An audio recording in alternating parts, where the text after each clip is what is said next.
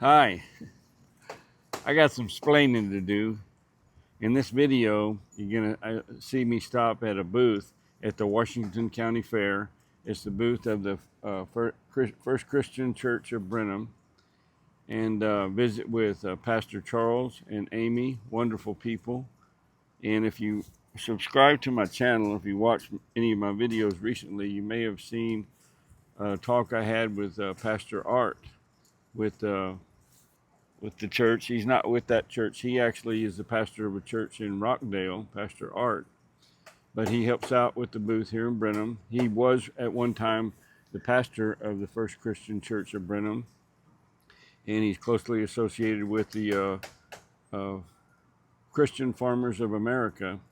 But anyway, I sat down with Pastor Art in that video, and it was because of this video. I kind of got them in reverse order.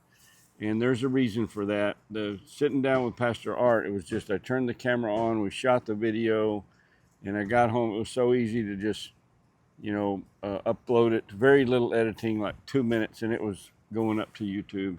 And this one I knew was going to take a little more editing, and I forgot to turn on.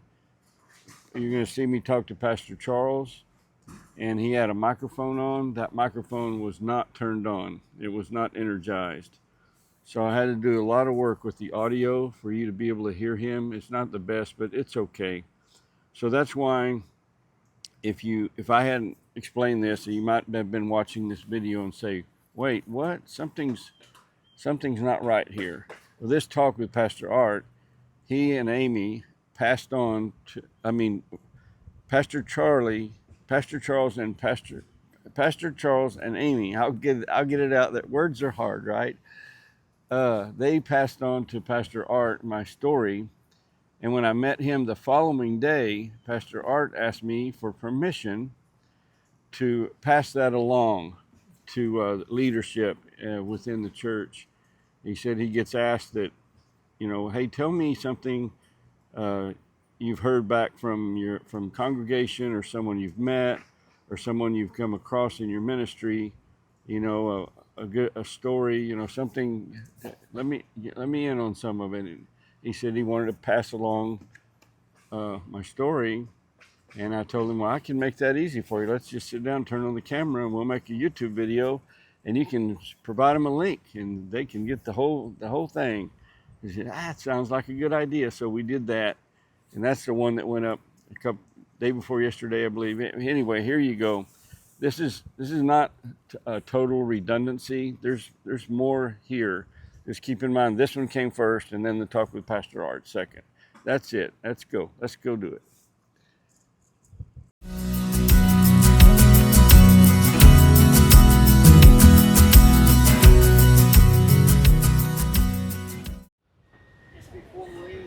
See those walking sticks there? I have one of those, and has this very thing on there. You can see it shows some Bible quotes, and from the First Christian Church in Brenham. And these items, they give these away to people for free. They don't charge anything. We have crosses here, and it looks like bracelets and fly swatters. All these things. Prayer quilts. Prayer quilts. Oh, that's cool. They're pocket. These are the pocket ones, so they've got a little cross on the inside. You can feel it move. If you're having a bad day or something, you can just reach in and it reminds you that Jesus is with you. And I like that. Anybody ever heard of a pocket quilt? So I want to take one of these. Sure. That'll and be then okay. These are just a little bit bigger. These are prayer quilts also. I like to use mine like when I'm reading my Bible or if I'm sitting and telling prayers. So I have a favor to ask you. I have a friend who I think could really use one of those. Could I mind? Spread. Okay, I'm gonna There's pick. different. I don't know what designs. There's different designs on them. So if design matters to you, and colors. These have, if you want to put it on a keychain instead of in your pocket. Okay. Very good. Thank you so much. And then we're sharing a little Jesus. Give one, keep one. Trying to spread the word. He's filming for his YouTube channel, and he's got a great testimony to tell you, and he would hope Okay, we have here Pastor Charles and Amy, and I was telling them that I have one of these sticks like they give away, the walking sticks, and I've had that stick with me many a mile. A couple of years ago when I came here to the fair, I could barely make it from the parking lot to the pavilion and eat, and because it's uphill, I could not go back. I couldn't make it, no way. I had to get one of the guys on a mule to give me a ride to my car. And along about then is when things changed, and I did ask for a lot of help from God. I prayed a lot along the way because I was either going to die or change what I was doing, and I've lost a little over 85 pounds since then. And not long ago, I went on a walk, and walked 3 miles without stopping, as opposed to a few hundred feet, a few miles. And I just wanted to thank you. My stick, it's been customized. I have a bicycle light, you know, on a rubber thing on it with the flashing lights because I walk at night a lot. And that stick's been many a mile with me. It's right there by my door when I walk out. And I was hoping maybe you could say a little bit about what y'all do, why you do it, and the church and who you are. Well, we are actually First Christian Church of Brenham. We're, if you're not familiar with Brenham, we're located right behind the old First Baptist Church on Cottonwood Street. What do? We have typical church things. We have Bible study. We have men's and women's group. Our men's group just got started, and man, they took off like a rocket. Yeah. We welcome anybody. We welcome everybody. There is no. It's a judgment-free zone. That's what I like to tell you. There you go. Judgment-free. It doesn't matter if you look good. It doesn't matter if you speak good.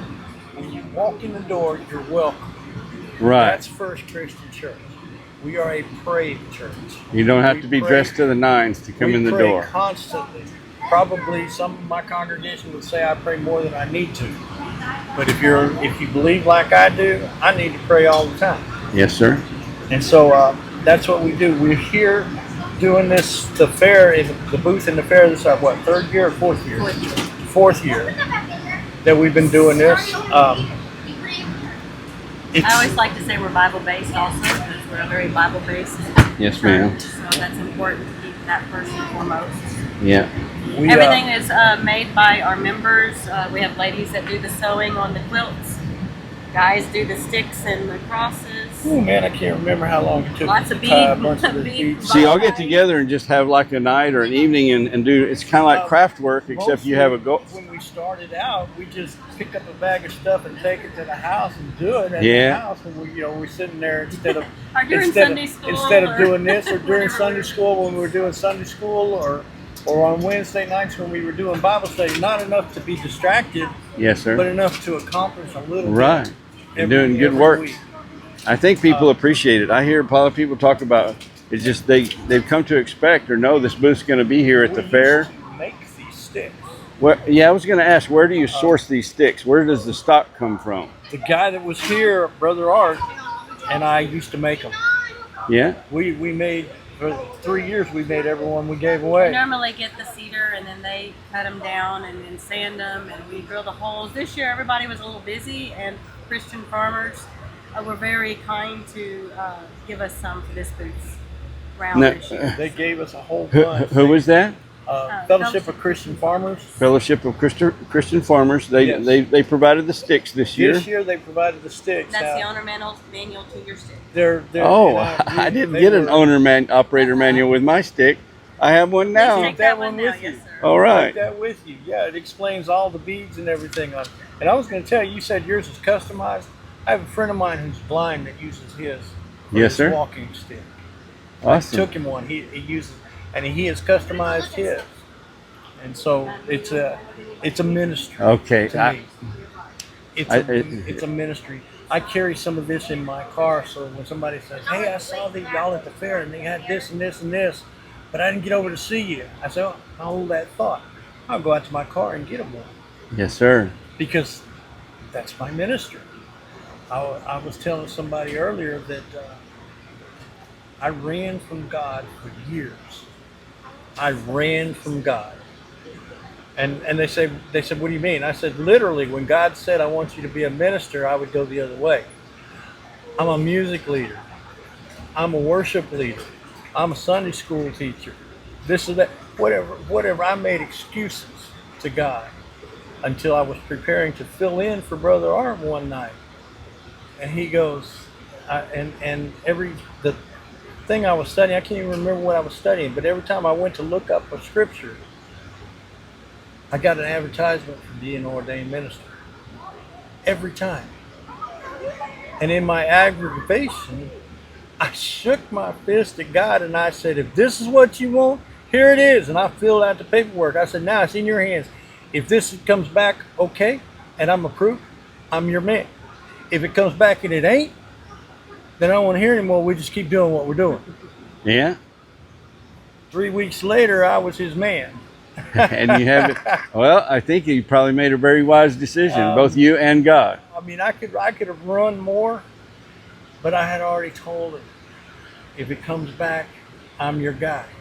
Yeah. And so that's what I told, and then that's what I told my church. Hey, Looking back on that, no regrets, huh?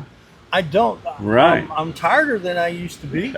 I told somebody else. I went to see some of my friends that were mentors to me, and I was teasing them. I said, I used to think that you guys had it easy.